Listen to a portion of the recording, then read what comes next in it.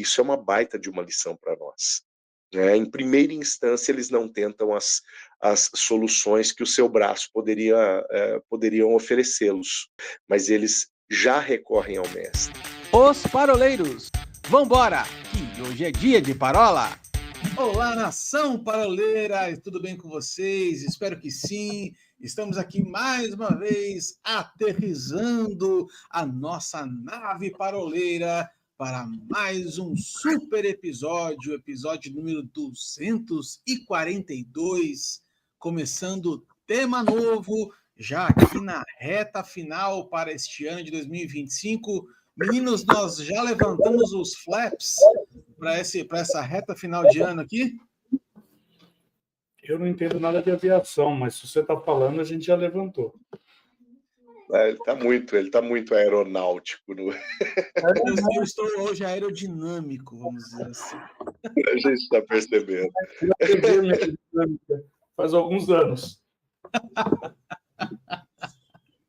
Olha, prometeram para a gente aqui que a primavera ia chegar dia 22 de setembro, hoje já 20 de outubro, e nada dessa tal dessa primavera chegar, continua um frio chato para chuchu aqui em Curitiba, mas imprudente eu percebo que nada de novo debaixo do sol, né? Nada de novo debaixo do sol. Um ventinho chato, mas agora 19 graus aqui. A máxima hoje aqui foi de 16. Não, essa é a minha mínima hoje. Vamos lá, então, gente. A ideia é, nas nossas próximas parolas até o final desse ano, trazer para você, para o lover, para o louco, para o lindo, para o internauta, para você que está aí navegando nas ondas da internet, para a gente conversar sobre assuntos que são pesquisados dentro da área de cristianismo no Google. Então, a gente fez aqui uma pesquisa, pegamos aqui as 1.500 pessoas que param o Wilsinho na fila da padaria ali no bairro do Limão, nos domingos pela manhã, e nós começamos a fazer uma pesquisa aberta sobre assim, o que você gostaria que os paroleiros conversassem, e nós recolhemos aqui alguns temas, e esses temas nós vamos estar trazendo para vocês nas próximas semanas, e nessa semana aqui, que é a primeira parola deste novo tema, nós vamos trazer, então, o assunto é como manter a fé quando tudo está desmoronando. A gente já teve uma parola lá, aliás, uma série lá em 2020, lá nos nossos primórdios, né? O Paulinho tinha barba preta ainda, e a gente falou uma série sobre fé, né? E aí eu lembro de uma frase do Wilsinho que ficou icônica, inclusive frase esta que foi pichado nos arcos ali da 23 de maio, né? Que é assim, fé já é. Essa frase ficou marcada, inclusive dizem as más línguas que ele tatuou essa frase na nuca. Eu acho que isso é intriga da oposição. O pastor Janduí jamais autorizaria uma coisa como essa, né? Mas a verdade é que a gente já conversou bastante a respeito de fé. Fé é um assunto que o Will gosta bastante de trazer. Inclusive, aliás, quero aproveitar o momento do merchan. Wilson, você permite fazer o merchan? Pode fazer o merchan. Para você que quer receber mensagens diárias a respeito de fé, entra lá no Instagram do Wilsinho, @WilsonNegrisolo, e lá você vai encontrar o link para um canal exclusivo no YouTube chamado Fé Crescente. Lá o Wilsinho traz todas as manhãs uma reflexão a respeito de fé.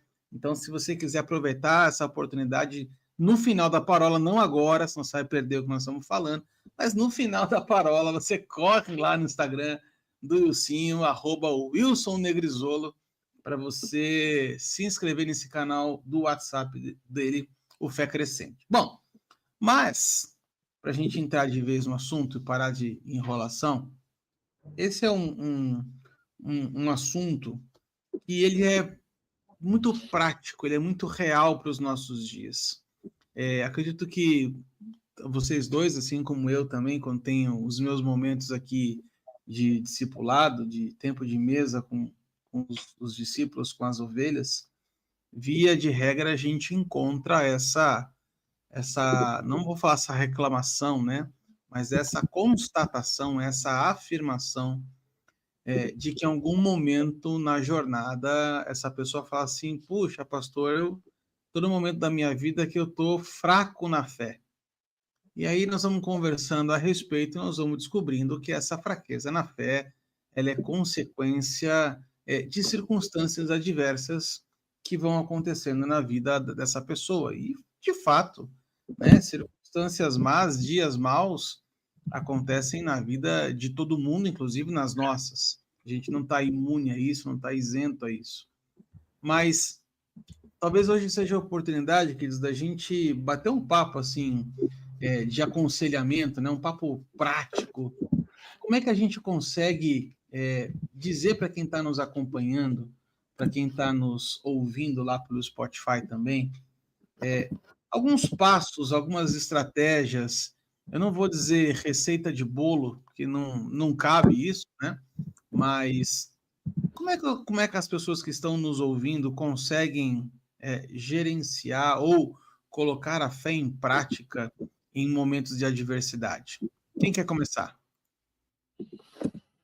Posso começar, até agradeço ao Digníssimo por fazer menção ao meu canal no WhatsApp. Isso foi algo que Deus colocou no meu coração para trazer um pouco mais de maturidade sobre o que é fé e como nós podemos caminhar.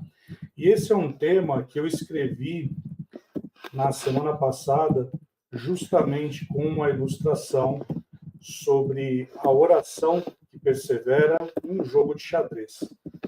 Pode parecer meio estranho essa comparação, mas o apóstolo Pedro, ele vai dizer a respeito de um ciclo que vai trazer uma ação operante na fé, né?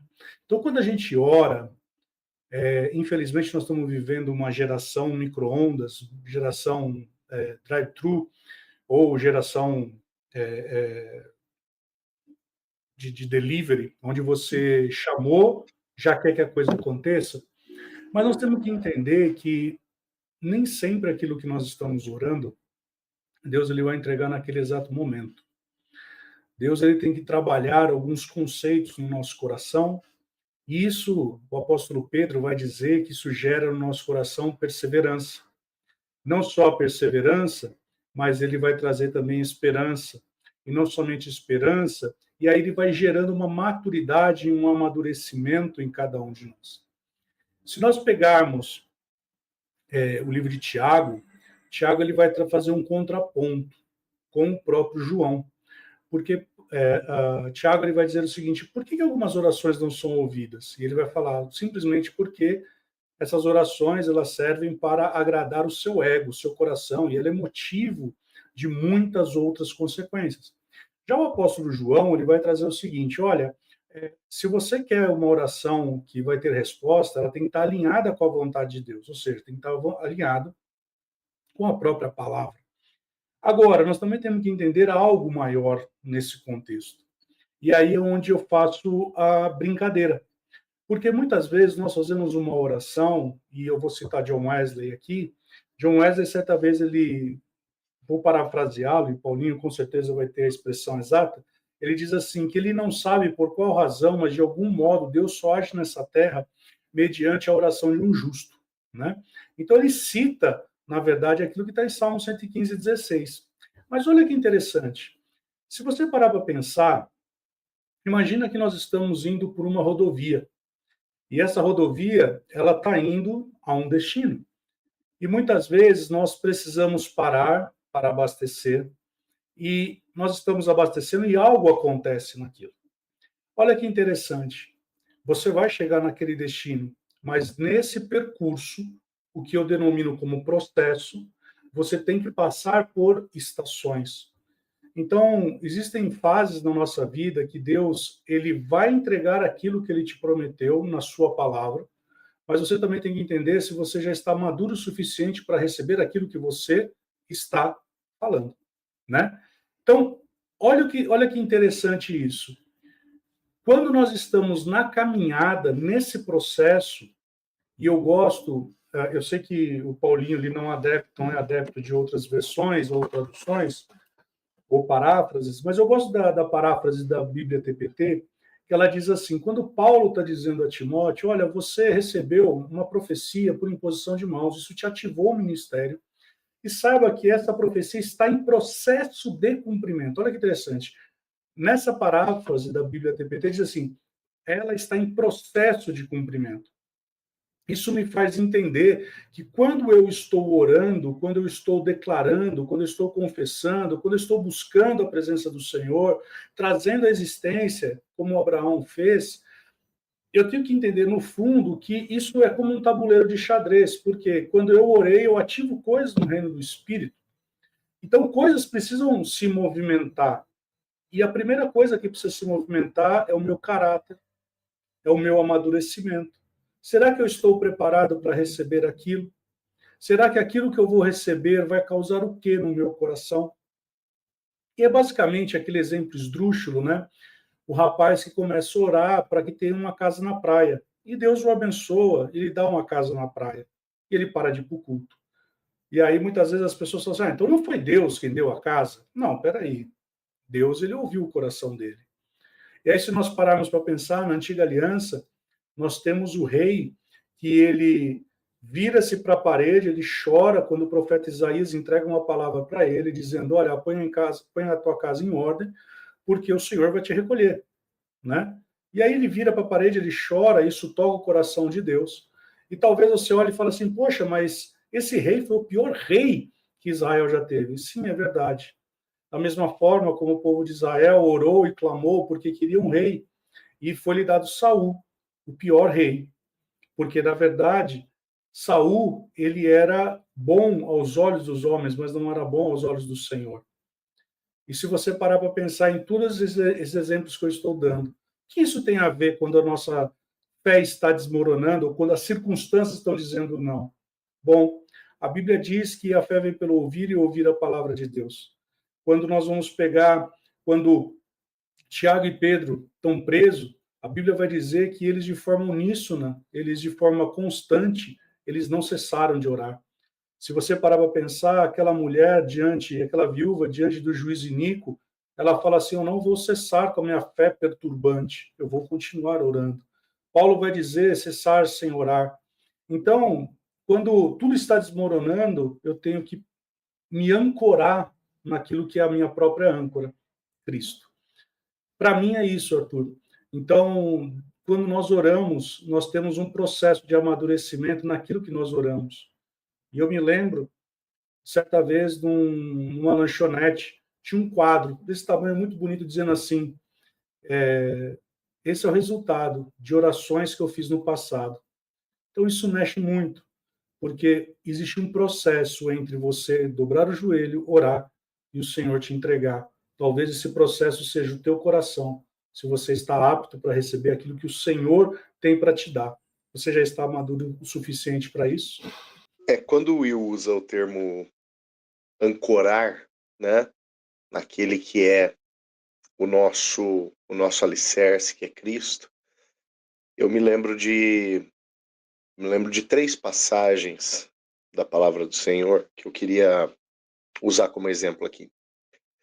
A primeira delas está em Mateus capítulo 8, quando Jesus ele está num barco com os discípulos e eles estão atravessando para o território de Gadara e no meio do caminho uma tempestade começa a sacudir esse barco para lá e para cá. E Jesus dormia, o texto bíblico diz. E aí os discípulos vão apavorados até onde eles sabiam que estava o refúgio deles. Eles vão até Jesus. E eles vão dizendo, Jesus, a gente vai morrer. E Jesus se levanta, vai até a borda do barco, dá ordens ao vento, dá ordens ao mar. E a palavra diz que o vento e o mar sossegam, se aquietam. E os discípulos fazem uma pergunta. Quem é esse que até o vento e o mar lhe obedecem. Se a gente folheia algumas páginas da nossa Bíblia, à frente, nós vamos chegar no capítulo 14 do mesmo evangelho, Evangelho de Mateus. E no capítulo 14 tem uma outra tempestade. Tem uma tempestade que Jesus não está no barco. É meio da madrugada, a palavra diz que já era a terceira ou quarta vigília da noite, ou seja, finzinho da madrugada, né? Entre 3 e 6 horas da manhã. E no final das contas, aquele barco começa também a ser surrado por ondas, por vento. E no meio daquela noite escura, os discípulos veem alguém andando sobre as águas, acreditam ser um fantasma, ficam assustados e Jesus grita, sou eu. E o Pedrão, sempre o Pedrão, ele fala, se é o Senhor mesmo, me permita ir ter contigo sobre as águas. E Jesus fala, vem.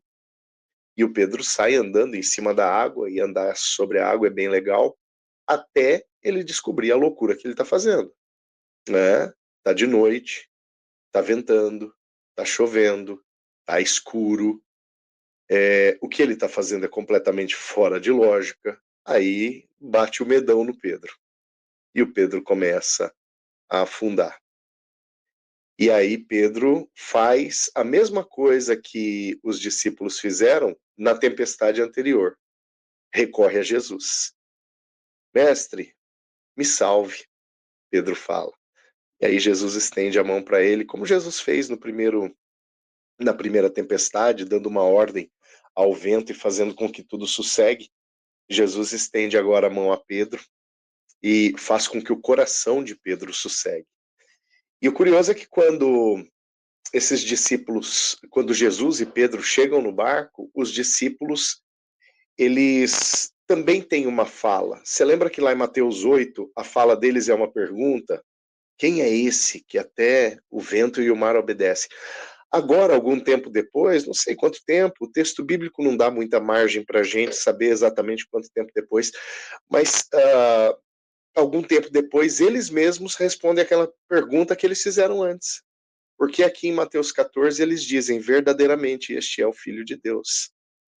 Então agora, por andar com Cristo e aprender a recorrer a Ele nos momentos de tempestade, nos momentos de tormenta, os discípulos constataram quem era Ele.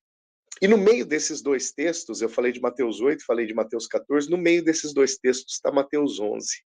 Lá no meio, quando no finalzinho de Mateus 11, ali a partir do verso 28, Jesus fala com quem está passando por tormentas. Jesus, ele tem uma palavra especial para quem está passando por momentos difíceis. Ele diz assim, ó, você está cansado? Você está sobrecarregado? Está pesado?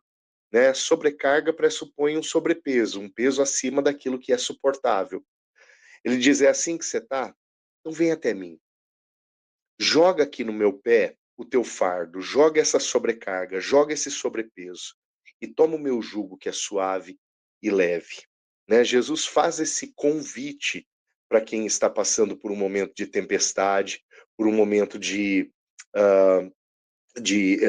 batalha, por um momento de luta. E quantas lutas nós podemos passar, gente? Quantas lutas a gente pode passar?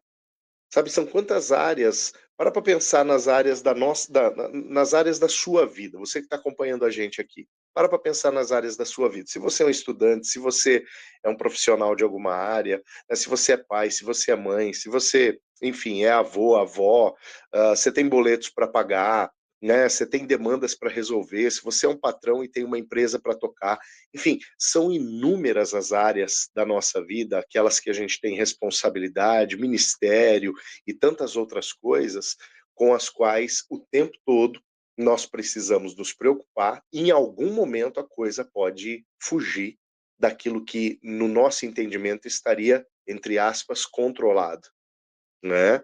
E nestes momentos, se a gente não souber a quem recorrer em primeira instância, pode ser que determinadas circunstâncias se tornem como bolas de neve na nossa vida e comecem a aumentar, ao ponto de tirar o nosso sono, de tirar a nossa paz, se nós não sabermos para quem recorrer.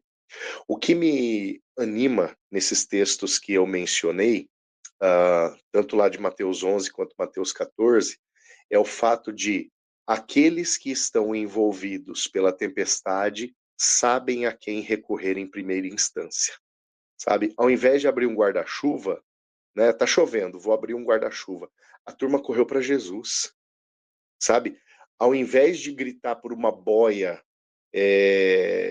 salva-vidas para quem estava no barco, Pedro estendeu a mão e pediu para o mestre salvá-lo.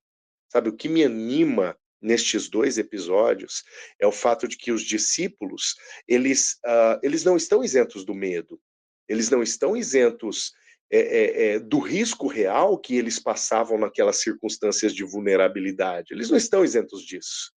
Só que ao invés de correr atrás de subterfúgios, eles correm atrás daquele que verdadeiramente, legitimamente, é a saída. E isso é uma baita de uma lição para nós. Em primeira instância, eles não tentam as soluções que o seu braço poderiam oferecê-los, né? Que os seus braços poderiam oferecê-los, mas eles já recorrem ao mestre.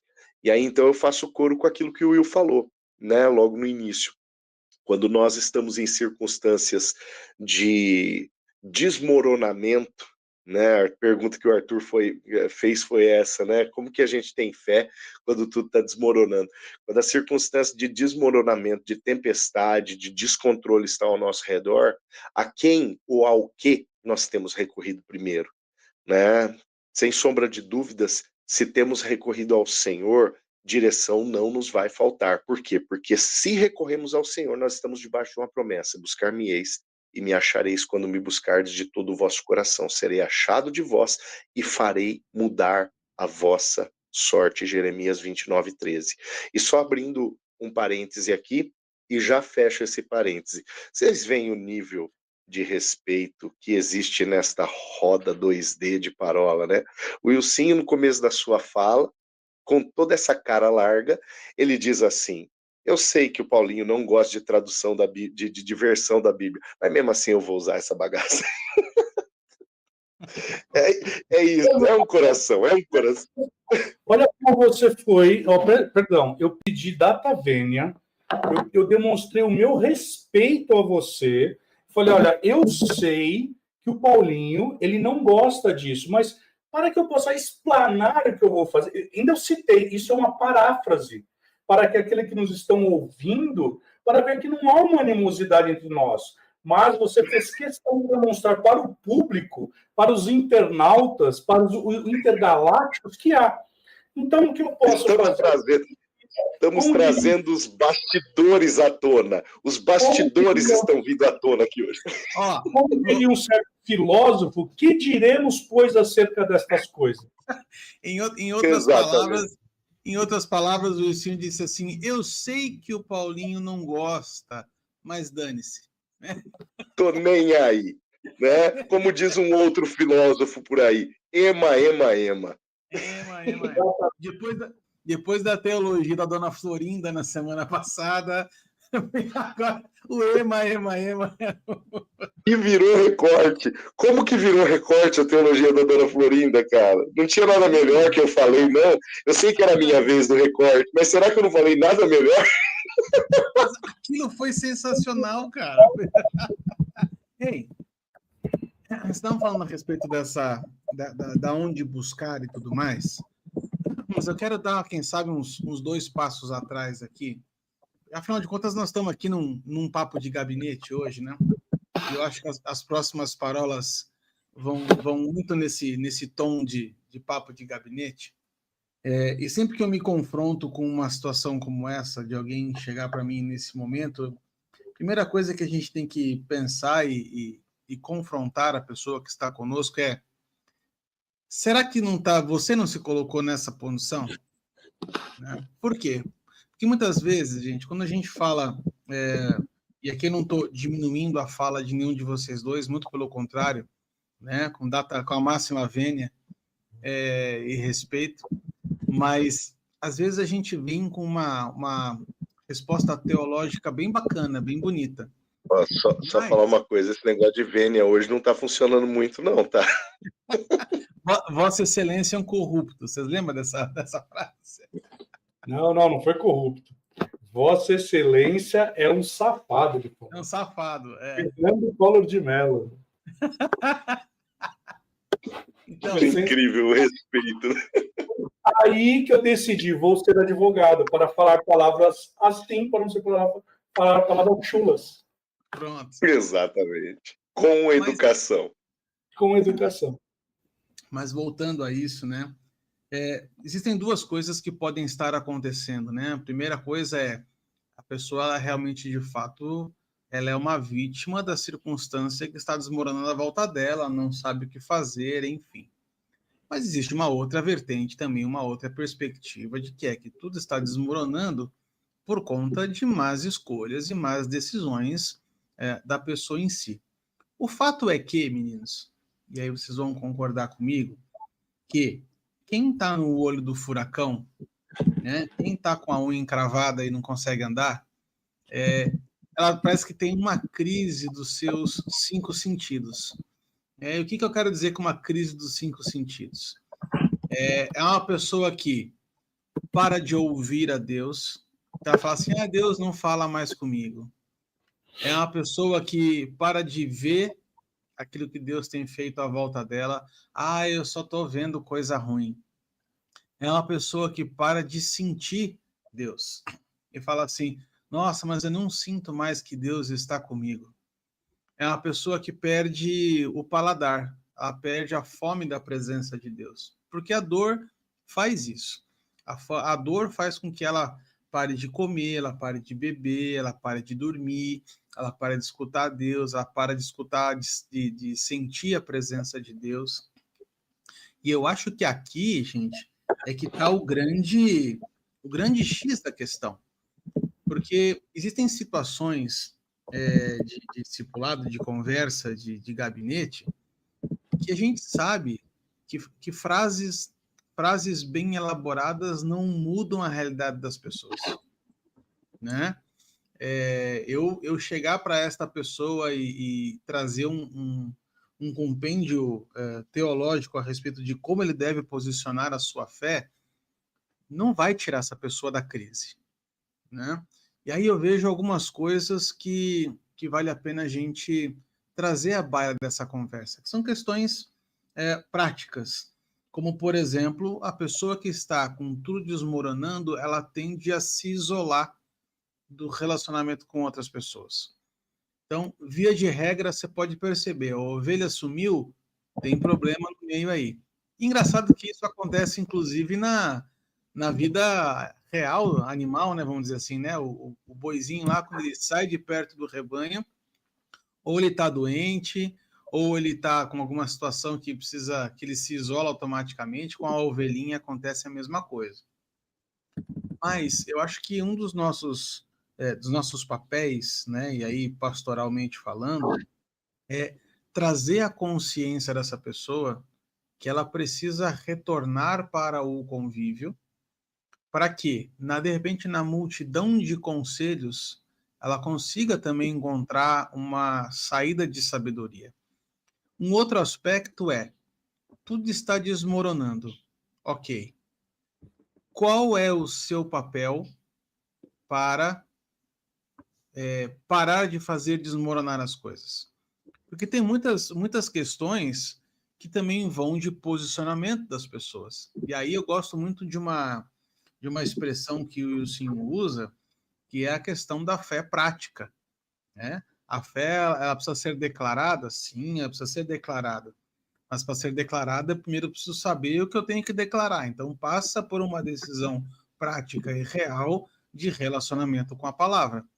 O que acontece muitas vezes é que, no meio da crise, começa o crente 6 horas. Então, ele vai para pastor, vai para o líder, vai para um monte de gente e fala, vocês oram por mim. Então, tá bom, querido. Então, nós vamos entrar aqui junto num momento de jejum aqui, de alguns dias, para a gente buscar em Deus uma resposta. Não, pastor, agora eu não posso estar jejuando porque eu tenho... eu vou para a praia esse final de semana, já tenho marcado, tal, não posso. Então, assim, também tem muitas questões que elas extrapolam um pouco o campo da fé, mas, uma vez elas colocadas nos seus devidos lugares, a fé volta a ser fortalecida. E aí eu jogo a bola para o Will de volta, para a gente esticar um pouquinho mais essa conversa, Will. Algumas questões práticas a gente pode estar passando para as pessoas, como, por exemplo, continue lendo a palavra, continue orando, mesmo sem sentir, porque, afinal de contas, né, um dos grandes desafios do crente é perseverar quando não está sentindo nada, quando não está vendo nada, quando não está ouvindo nada, né?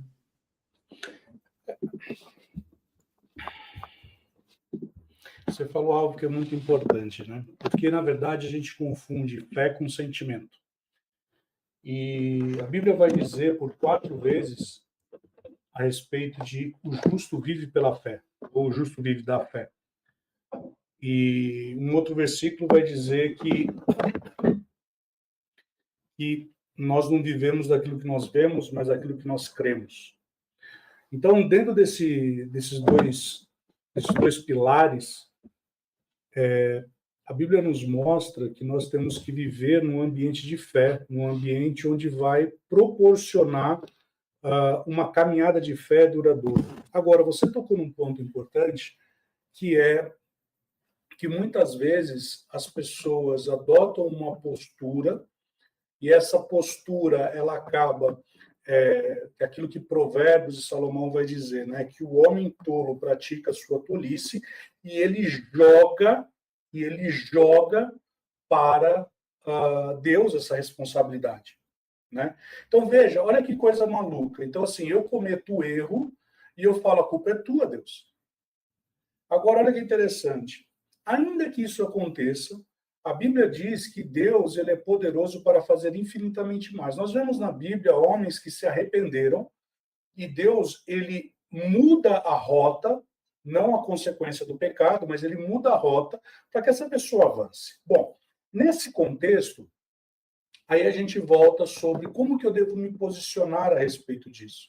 E aí a pergunta que eu faço é, e você tocou também num ponto importante, porque muitas vezes a pessoa nos busca para querer uma solução, um plim-pim-pim, e ela não pega junto na oração. E aí eu me lembro, quando eu tinha acabado de me converter e eu ia prestar a prova da OAB, e o Paulo Damas me levou nesse dia, no culto de oração, e chego lá e falo, Paulo, eu vou fazer uma prova, a prova da OAB, tal, você pode orar por mim?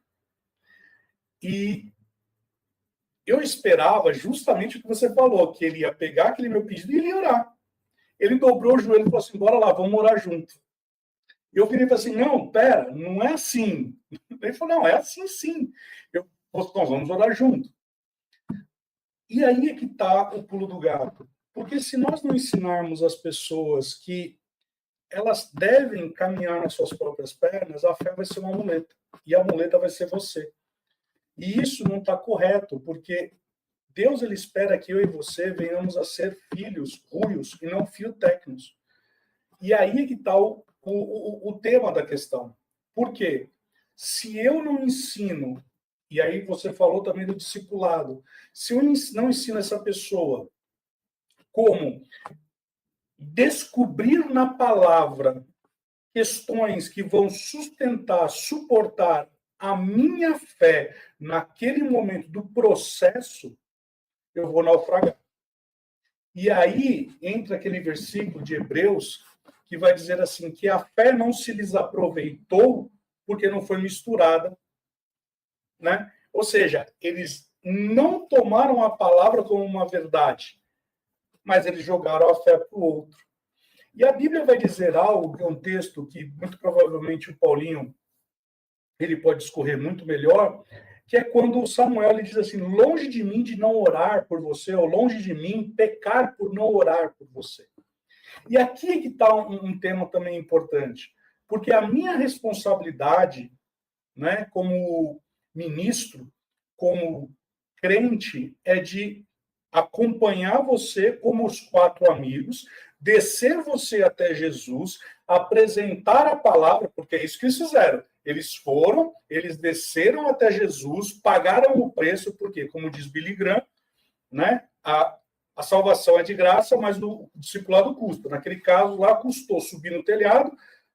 Coitado de Pedro, teve que depois refazer o telhado, mas eles desceram e apresentaram a palavra para aquele homem.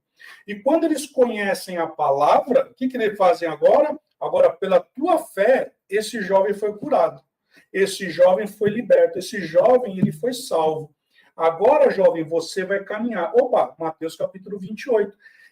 Para ir pregar o evangelho e ensinar e guardar as palavras que vos tenho dito.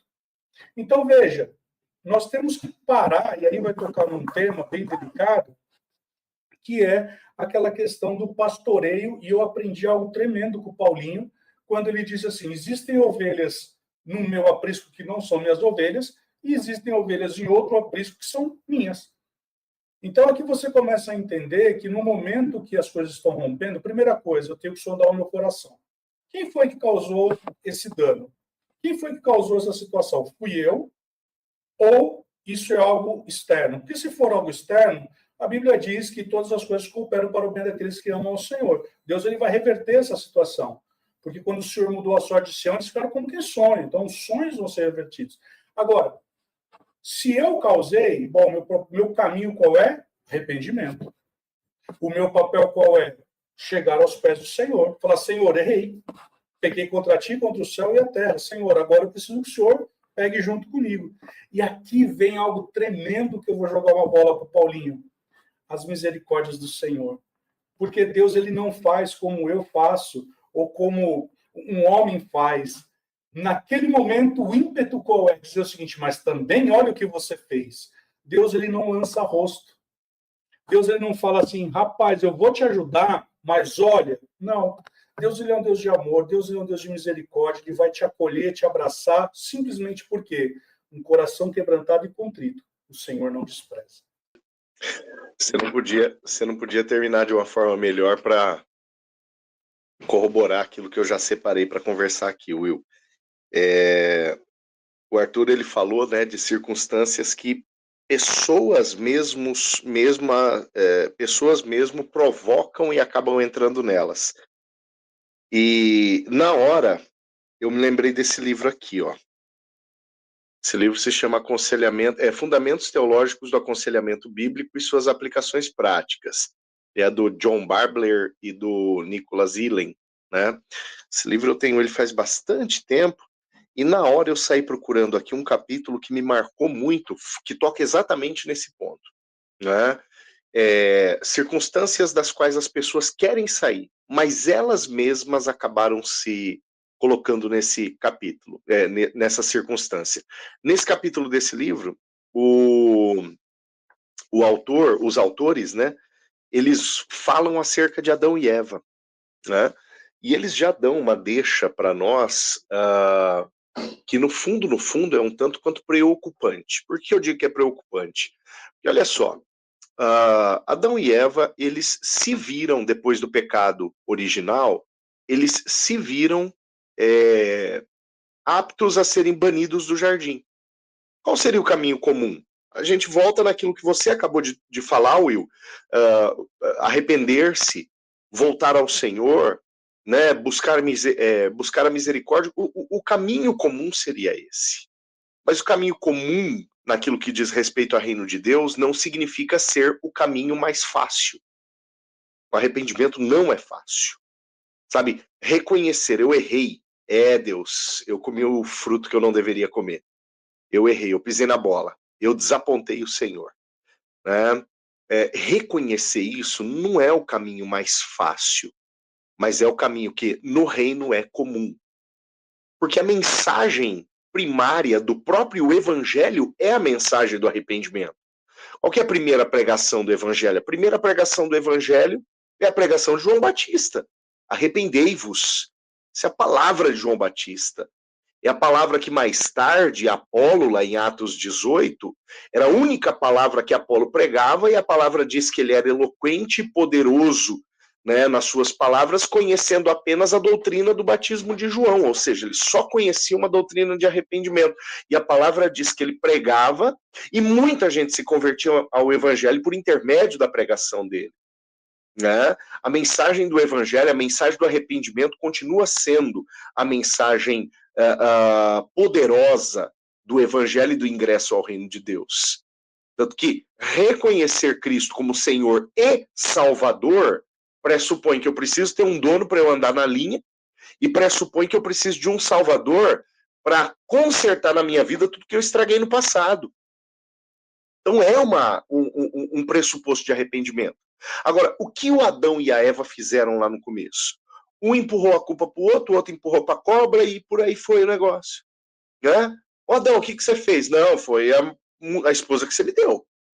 Ô Eva, o que você aprontou? Não, foi a cobra que me passou a perna. A cobra passou a perna é boa, né? Tem quem defenda a ideia de que cobra tinha perna lá atrás, né? Que ela tinha patinhas. Não, então por causa disso que você vai rastejar com o seu ventre na terra e tudo mais. Ah, então a cobra tinha perna, né? Então a cobra passou a perna na Eva, né? Bom, e Deus passou a rasteira na cobra. E Deus foi, passou uma rasteira na cobra, né? Enfim, literalmente quebrou as pernas, né? Nem quebrou, arrancou logo de vez. Mas aqui, ó, não tô indo nessas doutrinas esdrúxulas de que cobra tinha perna, não, né? Tô brincando aqui. Mas qual que foi a reação natural de Eva e depois de Adão? A reação natural foi exatamente essa. Foi empurrar a culpa para o outro. E não assumir a sua responsabilidade e reparar aquilo que foi estragado. Né? Não sei se um pedido de perdão ali não baniria, né, faria com que Deus desse uma segunda chance no jardim para eles. A gente não sabe disso. Se bem que nós conhecemos o coração de Deus como um coração misericordioso, no entanto, uma ordem havia sido dada. Né? Um princípio havia sido plantado e o princípio foi quebrado, uma aliança foi quebrada ali, a partir do momento que Adão e Eva pisaram na bola, fazendo o que Deus havia dito que eles não deveriam fazer. Agora, qual deveria ser o caminho comum? Caminho do arrependimento, caminho do conserto, caminho da busca por retornar aquilo que Deus havia dito. E aí a gente volta lá na primeira fala do Will, quando ele usa como uma das metáforas de âncora que ele mencionou, a própria palavra. A fé vem do ouvir e ouvir a palavra de Deus. A partir do momento que a palavra, aquilo que Deus havia dito para Adão, né, e aquilo que por Adão havia sido replicado para Eva certamente. A partir do momento que aquilo que foi dito pelo Senhor foi negligenciado, quem se colocou em uma circunstância de vulnerabilidade, quem se colocou em uma circunstância de rolo, foi o próprio Adão, foi a própria Eva. Né? E a partir do momento que eles se colocaram nesta circunstância de rolo, opa, peraí, eu preciso consertar. Aí eu volto no exemplo que eu dei antes, do Pedro. Pedro estava debaixo de uma palavra de Jesus. Eu preguei uma vez sobre esse texto e eu disse assim, Pedro não andou sobre a água. Pedro andou sobre a palavra que Jesus liberou para ele. Pedro andou sobre aquele vem. Foi aquele vem que sustentou Pedro na água. Agora, a partir do momento que Pedro tira os olhos deste vem, da palavra que Jesus disse, o que acontece com Pedro? Começa a afundar. Porque Jesus havia dito vem, Jesus não havia dito afunda. Então, quando Pedro começa a afundar, isso significa que ele esqueceu o vem. Ele esqueceu a palavra que saiu da boca de Jesus. E aí o que acontece? Ele se coloca em um rolo. Ele se coloca em uma circunstância de risco, de vulnerabilidade, e que poderia até culminar em morte. Poderia até culminar no fim de todas as coisas para ele. Né? Até que ele volta a Jesus, ele volta aos seus olhos. Mais uma vez, a âncora. Ele volta os seus olhos para Jesus e ele pede ajuda. E Jesus, então, toma-o pela mão. Né? E Jesus o conduz de volta ao barco, até o lugar de segurança. Sabe, eu fico pensando exatamente nessa realidade. Né? Quando nós nos colocamos em uma circunstância de tempestade, quando nós fazemos com que as coisas desmoronem ao nosso lado, quem sabe o caminho a ser seguido, quem sabe não, com certeza o caminho a ser seguido deve ser o caminho natural do reino, que, como eu disse, não é o caminho mais fácil, porque não é um caminho natural do homem, do ser humano, é um caminho natural do reino de Deus, que é o caminho do arrependimento, a primeira mensagem do evangelho, para que eu volte a uma condição de conserto e de obediência à palavra do Senhor. Uma outra perspectiva, né, além dessa questão da própria pessoa ter se colocado nessa situação, vamos dizer assim, Will, é que você também tem momentos em que a pessoa está fazendo tudo certo, ela está se consagrando, ela está orando, ela está jejuando, ela está lendo a palavra, ela está num propósito de santificação com Deus, e ainda mesmo assim, em determinados momentos, a resposta pode não vir no tempo que ela espera, né? Nós vamos ter, por exemplo, duas passagens que eu gosto muito. A primeira é, por exemplo, a da morte de Lázaro, né? A morte de Lázaro, você tem lá, Lázaro ficou doente, então as irmãs foram lá, procuraram Jesus, mandaram os mensageiros, Jesus foi avisado, e mesmo assim, Jesus só apareceu 4 dias depois da morte de Lázaro. E o primeiro questionamento que as irmãs fazem, né, em meio à dor, em meio ao sofrimento, em meio ao tudo desmoronando em volta, é assim: por que que o Senhor não respondeu? Por que que o Senhor não estava aqui quando a gente precisou? Esse é um questionamento que muitas pessoas que estão no meio do sentimento de dor, no meio do furacão, fazem, né? Por que que Deus não me responde? Por que que Deus não responde à minha oração? Por que que Deus não me tira dessa situação? E a segunda passagem que eu gosto de citar quando eu falo sobre isso é o período lá de Daniel 10, quando Daniel e seus amigos se propõem a fazer um jejum de 21 dias. E depois de 21 dias é que Daniel tem uma visão, né, do próprio Cristo, e aí ele fala: olha, desde que o momento que você começou a orar, a resposta já foi liberada, porém, né, o rei da Pérsia interferiu, tive que chamar o arcanjo, enfim, aquela história toda que a gente já conhece. Se você que está nos acompanhando não acontece, está lá em Daniel capítulo 10. Mas de fato é de quem está esperando, né? Esse tipo de resposta não alivia a dor no meio do furacão. Depois é que ele fica sabendo e fala: puxa, então foi por isso, que maravilhoso. Mas enquanto você está passando no vale, é o tipo de coisa que não alivia. Como é que a gente pode, Will, manter a fé no momento da espera? Porque há momentos em que a gente ora, lê, se consagra, e mesmo assim a resposta não vem imediato. A gente espera como? A gente espera de braço cruzado, ou a gente espera caminhando, ou a gente espera declarando, ou a gente espera só esperando. Como é que é a tua visão sobre isso? Eu gostei que você tocou na ressurreição de Lázaro. A ressurreição de Lázaro existe um propósito, uma razão pela qual Jesus ele foi no 4º dia. E aí talvez o Paulinho vai trazer elementos muito mais concretos sobre isso, porque na doutrina judaica, até o 3º dia havia uma crença de que a alma não estava desprendida do corpo. E que, portanto, nesses 3 dias poderia ocorrer algo. Então, o que Jesus está fazendo? Jesus ele faz de forma proposital para combater esta mística. Por isso que Jesus ele fala assim: não, você só tem que crer, porque eu sou a ressurreição. Então, Jesus ele vem no 4º dia justamente para combater aquilo que, primeiro, os saduceus não criam na ressurreição. Eles eram contrários. E, por outro lado, tinha essa mística dos judeus. Então, Jesus ele entra nesse cenário para, mais uma vez, desconstruir princípios que refutavam o seu caráter e a sua missão. Então, quando ele entra no meio nesse cenário, ele está dizendo, eu sou a ressurreição. E aí a irmã fala assim, sim, é verdade, meu irmão ele vai ressuscitar lá.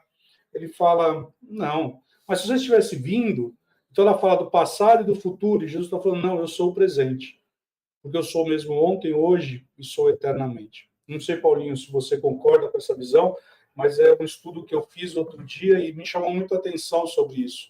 O porquê do quarto dia, por que não foi no terceiro, não foi no segundo, não foi no quinto, foi exatamente no quarto. Né? Não sei se você concorda, se quiser dar o teu ponto de vista aqui sobre isso. E isso traz para mim já uma ilustração importante. Ou seja, a Bíblia diz que melhor é o fim do que o começo. A Bíblia diz que todos os dias da nossa vida já foram escritos. Então, se eu me mantiver crendo naquilo, nas promessas que ele já fez, que Deus não é homem para que minta, que se arrependa daquilo que prometeu, que nele não há sombra de variação. Então, o que a palavra diz a respeito? Então, eu vou criar um ambiente de fé favorável para mim, para que os meus olhos estejam postos como Abacuque colocou os olhos. Agora, quando você cita o livro de Daniel, nós temos que lembrar uma outra questão. Daniel estava na velha aliança, nós estamos na nova. E quando o Filho do Homem se manifestou para desfazer as obras do diabo, aquilo que retinha já não retém mais. Então agora o ministério da iniquidade ele não está operando na sua plenitude. Isso não significa dizer que eu não tenho que ter uma vida de jejum, isso não significa dizer que eu não tenho que ter uma vida de oração, de uma fé incessante como aquela viúva diante do juiz iníquo. Isso não significa que eu não tenho que me posicionar. Mas olha que interessante o que Pedro vai dizer. Pedro e Paulo. 1 Pedro, capítulo 1, verso 7. Para que a prova da vossa fé, muito mais preciosa do que o ouro perecível, redunde em louvor, glória e honra para a revelação de Jesus. Ou seja, enquanto eu estou passando pelo momento do processo, coisas estão acontecendo no meu interior. E o que está acontecendo no meu interior? A minha fé está sendo provada. E a Bíblia vai dizer lá em Coríntios que Deus ele não vai dar para mim uma luta, uma adversidade que eu não possa suportar. E ainda assim ele vai me dar o escape. Em Romanos capítulo 5, no verso 3, vai dizer assim, sabendo que a prova da vossa fé produz perseverança, experiência e esperança. Mas quando você mistura esses dois versículos, tudo é para a honra na revelação de Jesus. Isso significa o quê? Que ainda que eu esteja passando pelo vale da sombra da morte, ele está comigo, ele vai me sustentar. E é por isso que Paulo fala aos Filipenses que tudo posso em Cristo que me suporta nas adversidades, nas lutas. Então, o que eu tenho que fazer enquanto eu espero? Aí eu faço do jeito lúdico, que é eu entrar no avião, colocar os meus cintos, aguardar 10.000 pés, sabendo que aquilo que Deus prometeu vai se cumprir, porque Deus ele trabalha em favor daquele que nele espera. Temos visto que o nosso mente brilhante tem feito a tarefa de casa. Deixa eu discorrer um pouquinho, Will. É um assunto extra, tá? É um puxadinho aqui, Arthur. Não é diretamente ligado ao nosso assunto, não. Mas só para corroborar a pesquisa que o Will fez sobre o quarto dia, né? De fato, há uma doutrina, há uma tradição. Eu vou usar a palavra tradição para não usar a palavra doutrina, pressupondo que doutrina é aquilo que a gente extrai da Bíblia. Né? A doutrina é um pensamento organizado a partir daquilo que nós extraímos da Bíblia. Na Bíblia a gente não tem essa doutrina. Né? No entanto, nos dias do templo, desde os dias dos primeiros dias do templo, portanto nós estamos falando de coisa que começa a ser gestada lá no ano 970, 980 a.C., portanto, século X. Nós estamos falando de coisa bem antiga, mas que vai ganhar força lá pelo século V, século IV, quando, no meio do pensamento rabínico, de fato, a alma ela só se afasta do corpo depois do quarto dia. Até o terceiro dia, a alma tentaria voltar ao corpo. Esse é um pensamento rabínico, tentaria voltar. Estou tentando, né? Tentaria voltar. Isso, em escritos posteriores, né? Vocês já devem ter ouvido falar do Talmud. O Talmud são escritos rabínicos importantíssimos como fonte de pesquisa. E tem duas fontes, no mínimo duas citações no Talmud, uma no Gênesis Rablar e a outra no Levíticos Rablar. São dois livros do Talmud que citam exatamente essa tradição do quarto dia como dia decisivo para decretar que alguém de fato está morto. E isso, né, com orientações, inclusive no Talmud, acerca da necessidade desse cadáver ser acompanhado e apresentar todos os sinais de que de fato era morto. E aí a gente volta lá no texto de João 11, que o Will citou, que é o texto de Lázaro, e a gente vê como de fato tudo isso faz sentido. Porque qual é o primeiro sinal e o sinal citado no Talmud? O mau cheiro. Quando Jesus chega e fala assim, tirem a pedra. O que as irmãs falam para Jesus? Jesus, não, já está constatado. O cheiro não está bom. Já está constatado. Conforme toda essa tradução rabínica, né, do quarto dia, já está constatado. O cheiro não está bom. Ele de fato morreu. E aí esta fala de Jesus, acentuada pelo Will, eu sou a ressurreição. É justamente para deixar claro isso. Até ontem, vocês ainda tinham esperança de que a alma estava procurando, né, uma oportunidade para voltar para dentro desse corpo. A partir de hoje, isso caiu completamente fora das esperanças de vocês. Por isso, quem sabe que Marta vem receber Jesus, mas Maria ficou lá em casa de tão triste que ela estava. Ela havia passado 3 dias naquele velório infindo, esperando o irmão dela acordar, né? Nutrindo a esperança de que no decorrer daqueles 3 dias ele iria acordar. Agora, a partir do momento que os sinais de morte de fato começaram a exalar dali, né, o corpo entrar em decomposição, o cheiro característico começar a ser exalado, fechem essa pedra, não adianta, já deu 3 dias, esquece, ele morreu mesmo. E aí Jesus chega e usa o termo ressurreição, né? Ou seja, só pode ressuscitar quem já morreu, né? Então essa tradição é uma tradição bastante bacana, e ao olhar para esse texto com este entendimento, né, de que de fato há uma tradição, ela é extra-bíblica, mas ela é real, ela é legítima, é historicamente comprovada, né, a partir de textos que são seguros, paralelos, seguros à história bíblica. A partir do momento que a gente olha para esta passagem, para este episódio, com este entendimento, parece que ganha um pouco mais de riqueza. Eu só quis fazer o puxadinho, Arthur, não tem nada a ver com o nosso tema, mas para corroborar e elogiar o nosso mente brilhante que anda fazendo sua lição de casa, estudando direitinho. Que bom, que bom. Mas aí dentro do tema final aqui, suas últimas considerações, Paulinho? Tem alguma coisa de novo que você queira trazer para encerrar? Não, eu só penso que a gente chegou em um fator comum, né? E quem sabe o fator comum mais óbvio naquilo que a gente poderia conversar, mas com uma riqueza de informações extremamente grande, né? Quando tudo está desmoronando, não tem para onde a gente correr, a não ser Cristo. Se nós corrermos para os nossos próprios recursos, para a força do nosso braço, para a nossa habilidade, nós podemos até de alguma forma colocar um band-aid na circunstância. No entanto, a própria palavra deixa claro para nós, e aqui nós estamos em um canal bíblico, aqui nós entendemos que a palavra ela é real, ela é legítima, ela é a verdade.